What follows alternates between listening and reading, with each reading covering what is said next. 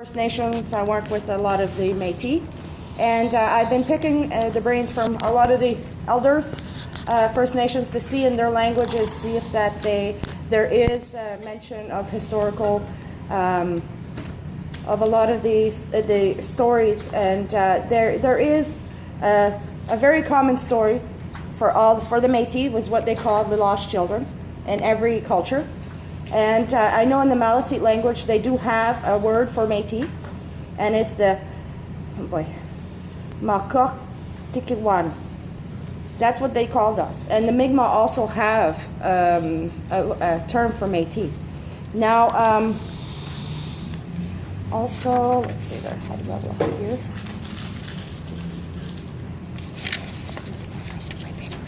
Okay, there is historical documents also with for the Métis out east. It all started with the expulsion of 1755. They didn't just take the Acadians; they also took a lot of the Métis. They fled. Those that they didn't catch, they fled out west. Those are I do got some of my ancestors that did flee.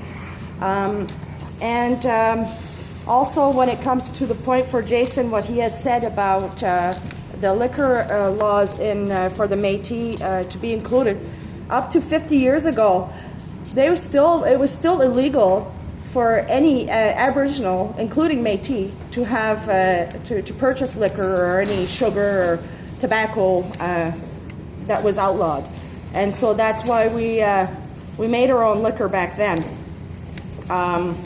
Because we still. I don't think so. I'm 63 years old, and I have to disagree that 50 years ago people couldn't purchase alcohol. It's not fact. Yes, it is. Unfortunately, it is. Sorry, I'm not going to buy that one. Also, maybe 100 years ago, no, but not 50. Also, there was after the expulsion of 1755, there's also the scalping laws. The scalping laws, which was for all of Acadia in 1757, did come into effect, and they did include Métis. Scalp for men were $15, for women for $10, for men were $5, for children for $5, and that law is still in effect to this day in Acadia, which is now not part of Nova Scotia. But they did draw up a new law to say that it is illegal to scalp, but the law is still written on the books.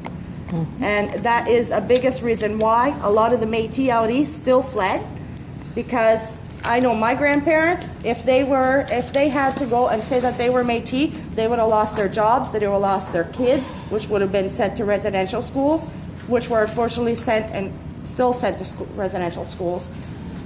And also, they would have lost their land, they would have lost everything, and they would have been placed elsewhere.